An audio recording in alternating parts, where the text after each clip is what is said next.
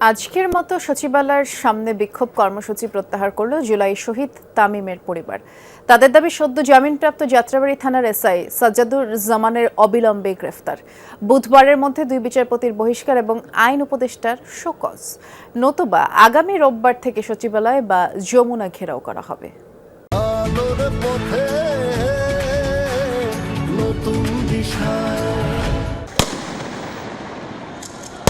জুলাই আন্দোলনের যাত্রাবাড়িতে পুলিশের গুলিতে শহীদ হন আরেক পুলিশ সদস্যের ছেলে ইমাম হোসেন তাইম। ওই ঘটনায় মামলার আসামি এক পুলিশ কর্মকর্তা জামিন পেয়েছেন।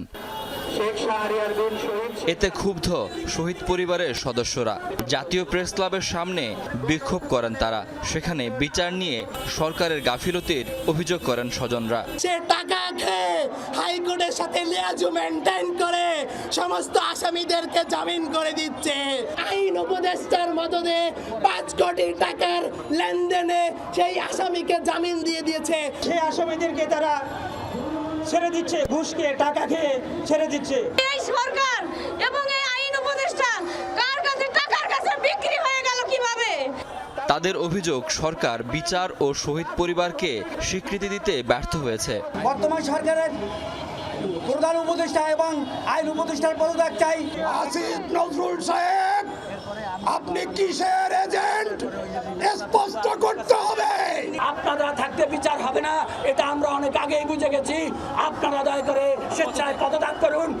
বিক্ষোভ শেষে প্রেস ক্লাব থেকে মিছিল নিয়ে সচিবালয়ের সামনে যান স্বজনরা। ভেতরে প্রবেশ করতে চাইলে আইন শৃঙ্খলা বাহিনী তাদের আটকে দেয়।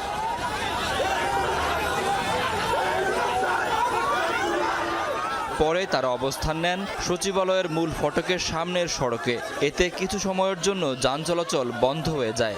আসামিকে জামিন দেয়া বিচারক ও আইন উপদেষ্টার পদত্যাগের দাবি জানান আহত নিহতদের স্বজনরা। এটা তো একেবারে প্রোটেক্টিভ এলাকায় 144 জারি করা। আমরা চেষ্টা করতেছি, তাদের বোঝানোর চেষ্টা করতেছি যে আপনারা একটু পাশে যান, মানুষের দুর্ভোগ যেন না হয়, রাস্তার যান চলাচল স্বাভাবিক থাকে। স্বজনরা অভিযোগ করেন সরকার শহীদদের আত্মত্যাগ ভুলে গেছে, তাই বিচারের জন্য তাদের রাস্তায় নামতে হচ্ছে। শাকিল হাসান, যমুনা নিউজ, ঢাকা।